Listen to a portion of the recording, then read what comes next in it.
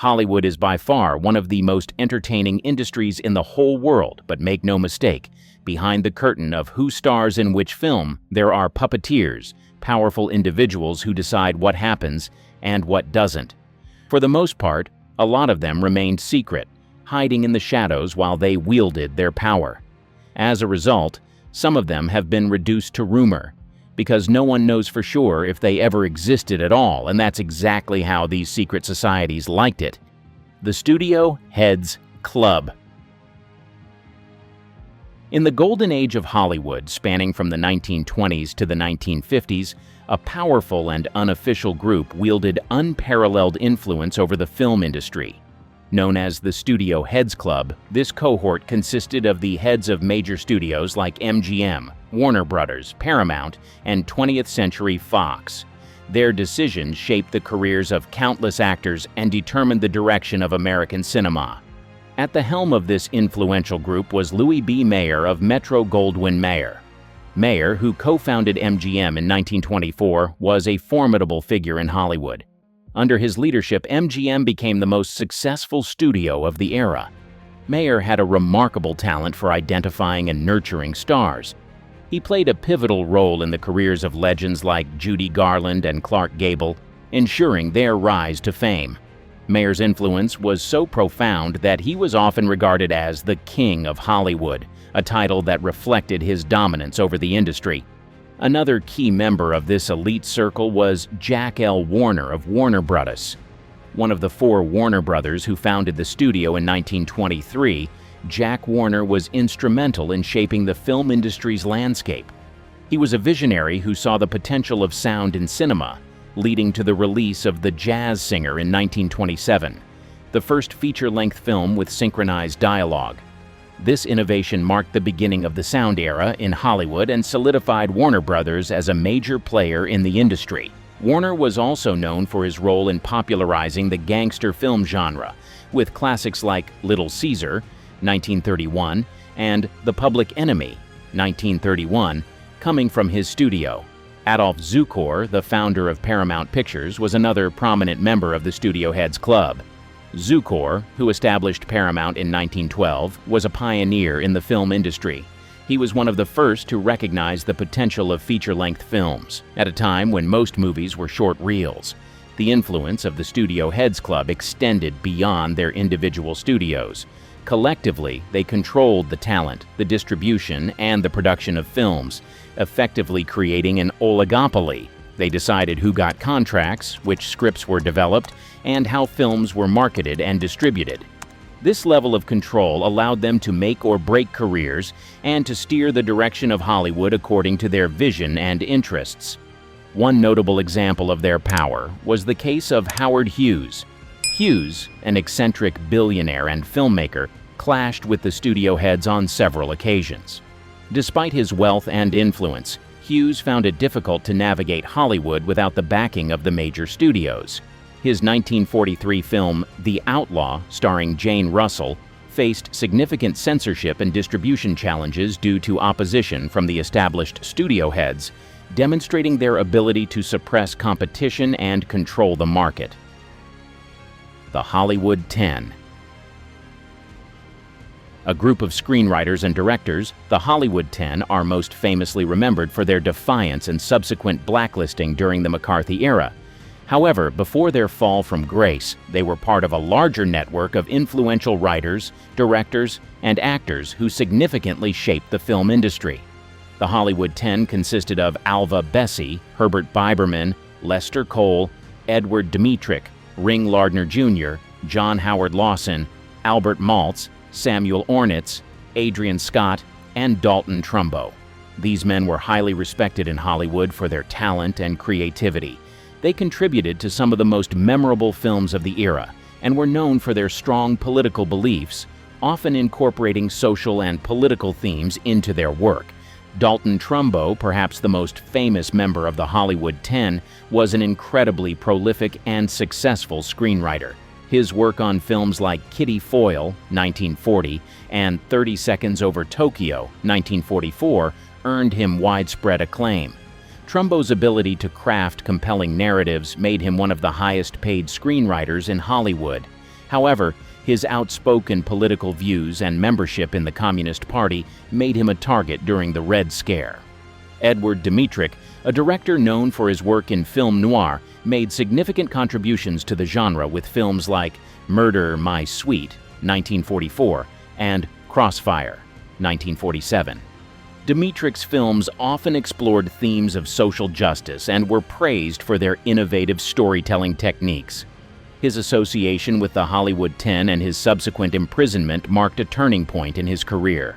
In October 1947, the House Un-American Activities Committee, HUAC, began investigating the Hollywood film industry for alleged communist influences. The Hollywood 10 were subpoenaed to testify before the committee. Instead of cooperating, they boldly refused to answer questions about their political affiliations, citing their First Amendment rights. This defiance led to their contempt of Congress charges, resulting in fines and prison sentences ranging from 6 months to a year. The impact of the HUAC hearings and the subsequent blacklist was devastating. The Hollywood 10 were barred from working in the industry, and many of their colleagues and friends were similarly blacklisted. The careers of some of Hollywood's most talented individuals were effectively destroyed, and the industry itself was plunged into a period of fear and censorship. Despite their blacklisting, many of the Hollywood 10 continued to work under pseudonyms or through intermediaries. Dalton Trumbo, for instance, won 2 Academy Awards for screenwriting under different names during his time on the blacklist. His ability to continue producing high-quality work in secret was a testament to his resilience and talent.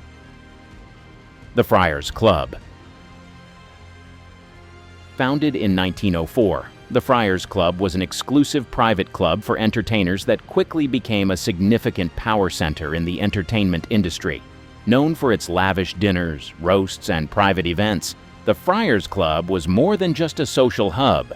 It was a place where influential figures in Hollywood gathered to forge alliances, make deals, and shape the careers of rising stars. Membership in the Friars Club was a coveted status symbol, signaling an entertainer's acceptance into the upper echelons of the industry. The club's motto, "We only roast the ones we love," reflected its blend of camaraderie and sharp-witted humor. However, beneath the laughter and conviviality, the Friars Club was a nexus of behind-the-scenes power plays. Groucho Marx, one of the most famous comedians of all time, was a prominent member of the Friars Club. Known for his quick wit and sharp tongue, Marx's influence extended far beyond his performances.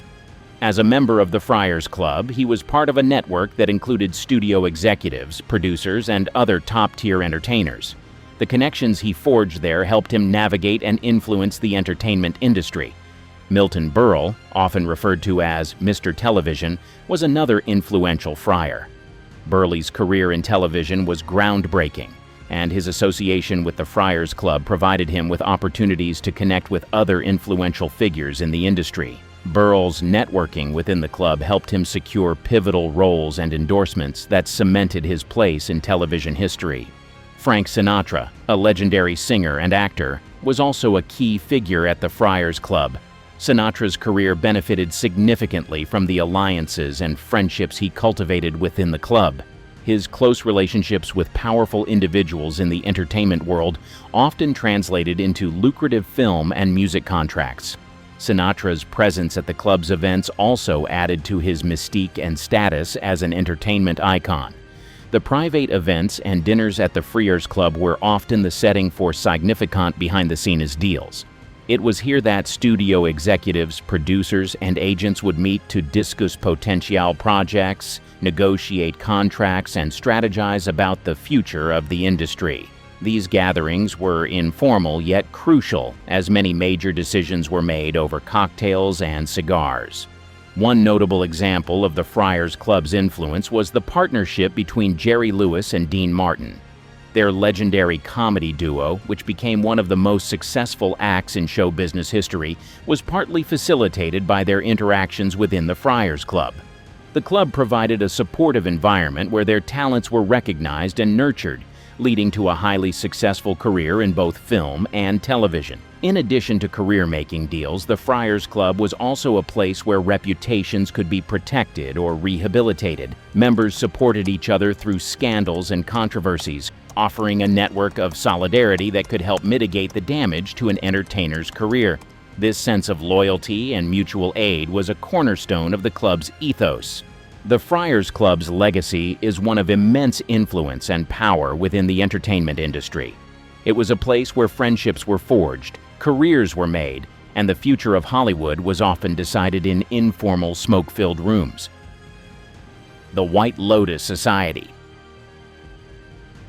The origins of the White Lotus Society are shrouded in mystery. Some believe it emerged in the 1930s as Hollywood's golden age was taking shape, while others speculate it had roots dating back to earlier periods when the film industry was just beginning to assert its cultural dominance.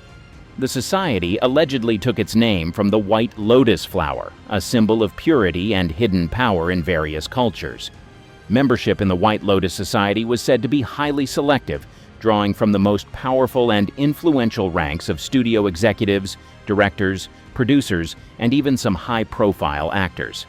These individuals were united not just by their status, but by a shared vision for the direction of the film industry and a desire to maintain control over its trajectory.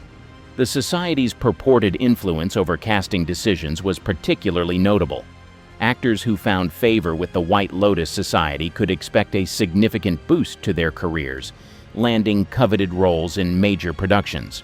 Conversely, those who fell out of favor could find themselves inexplicably sidelined, regardless of their talent or popularity.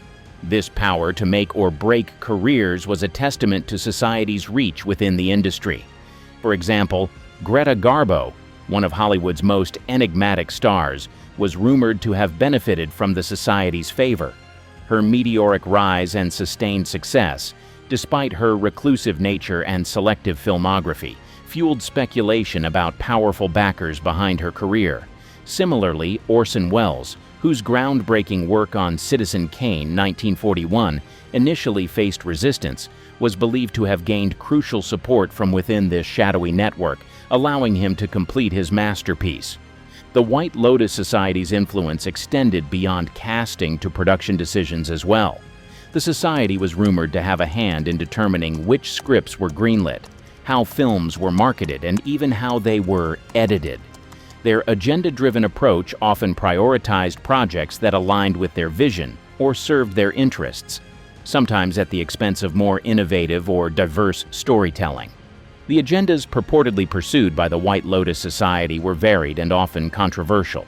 Some members were believed to be motivated by financial interests, ensuring that films produced under their influence would be commercial successes. Others were said to push for films that reflected specific ideological or political views, using the medium of cinema to subtly or overtly shape public opinion. One of the most persistent rumors involved the Society's role in enforcing the infamous Hollywood blacklist during the late 1940s and 1950s. Allegedly, the White Lotus Society was instrumental in identifying and ostracizing individuals with suspected communist ties, thereby shaping the industry's political landscape in alignment with their own anti-communist stance. This period saw the careers of many talented writers, directors, and actors ruined by accusations and blacklisting, underscoring the Society's darker side. The White Lotus Society also faced accusations of stifling artistic innovation. By prioritizing projects that aligned with their own interests, they allegedly hindered the development of more experimental or avant-garde films. This control over creative output was seen by some as a way to maintain the status quo and prevent challenges to their dominance within the industry. While definitive proof of the White Lotus Society's existence remains elusive, the stories and speculation surrounding it reflect broader concerns about power and influence in Hollywood. The notion of a covert group wielding such significant control resonates with the industry's history of behind-the-scenes machinations and the sometimes opaque nature of decision-making in the film business. The Blacklist Enforcers. During the tense and turbulent years of the Red Scare in the late 1940s and 1950s, Hollywood was gripped by fear and paranoia. At the heart of this era was a shadowy group known as the Blacklist Enforcers. This covert collective wielded immense power, determining which actors, writers, and directors were branded as communist sympathizers and subsequently banned from working in the industry. Their decisions had profound and often devastating impacts on the careers and lives of many talented individuals. The Blacklist Enforcers emerged as a response to the growing fear of communist influence in America, particularly within its influential cultural institutions. The House Un-American Activities Committee, HUAC, established in 1938, intensified its focus on Hollywood after World War II, driven by the belief that communist propaganda was being subtly inserted into American films. In 1947, HUAC began a series of hearings to investigate communist infiltration in the film industry.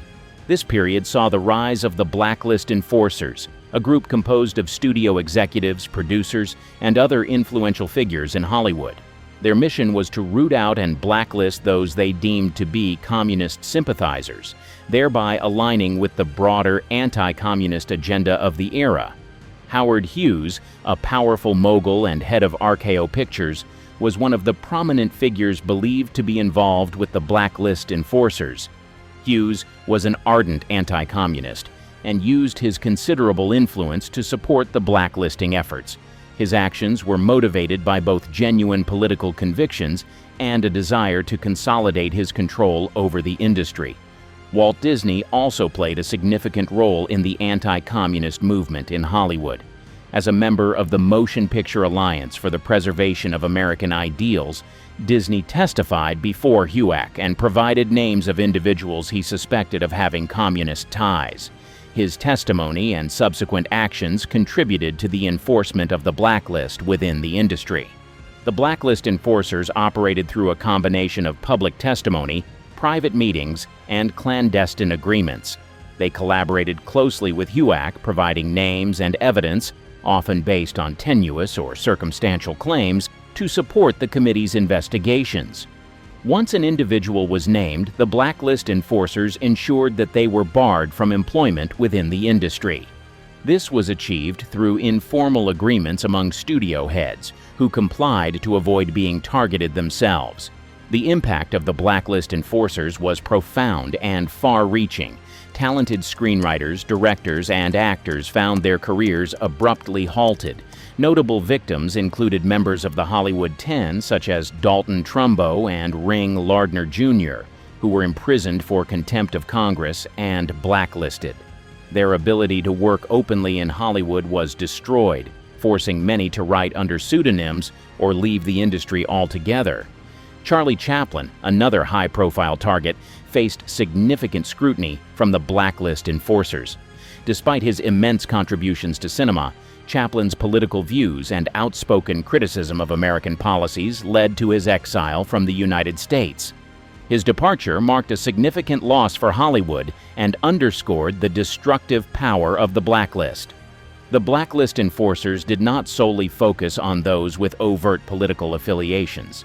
Jeanne Muir, a respected actress, was blacklisted simply for her past association with organizations later deemed subversive.